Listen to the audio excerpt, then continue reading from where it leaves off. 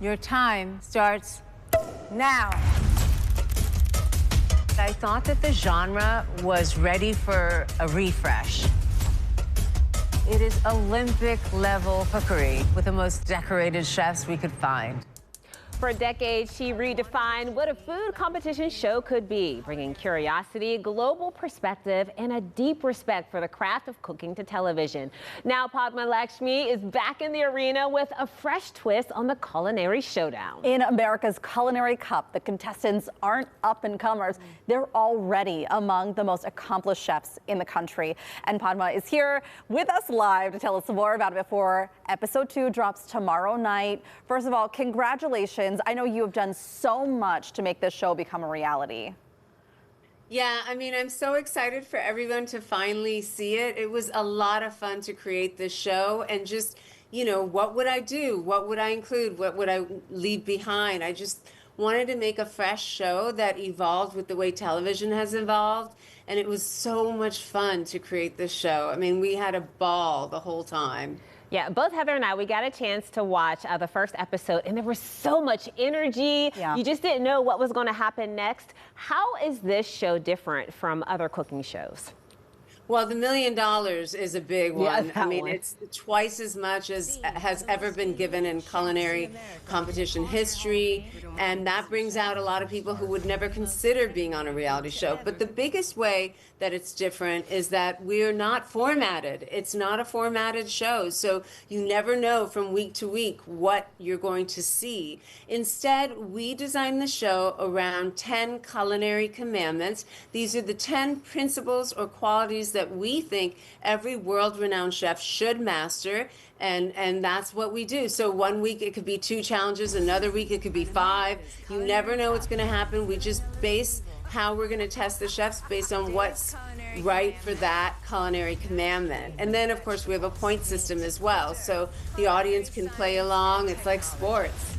Oh, I do like the point system. I think that's really cool. And it feels like it makes it fair, like it gives some value to how they're being ranked. And in fact, in the first episode, we saw, again, 2 very decorated chefs going head to head. One of them goes home. And I'm kind of wondering in the back of my head, are we going to see those surprises where maybe somebody comes back? Is there going to be anything like that through this season? Well, I can't comment. I want it to be a surprise. But one of the things that was very important when creating the show was to not have any tricks or gimmicks or, do anything to undermine the performance of our chefs, which is how most reality shows work. They, throw a curveball at you. Yeah. I took all that away. We wanted it to be really purely about the art and science of cooking. And that's what we've done. And I think that's why people respond so well to it. It's just so modern and fresh. And yes, it's so purely just about cooking. They have the best equipment they could ever want. They have enough of it. They don't have to fight for anything. Right. The highest quality ingredients. And I wanted it to be like the World Series of cooking or, the Wimbledon or Olympics of cooking. And so I just thought, if you're going to ask these elite chefs to come compete, you got to treat them like the stars they are. They're not sequestered. They're not fighting for basic equipment. Well, or even time. I was really surprised at the amount of time they had to cook their dishes, which felt very fair, quite honestly. Yeah, I think so too. Talk about the judges on this show, because I think often in reality shows, especially on these cooking reality shows, the judges, they really can make or break the show. Their personalities, for sure.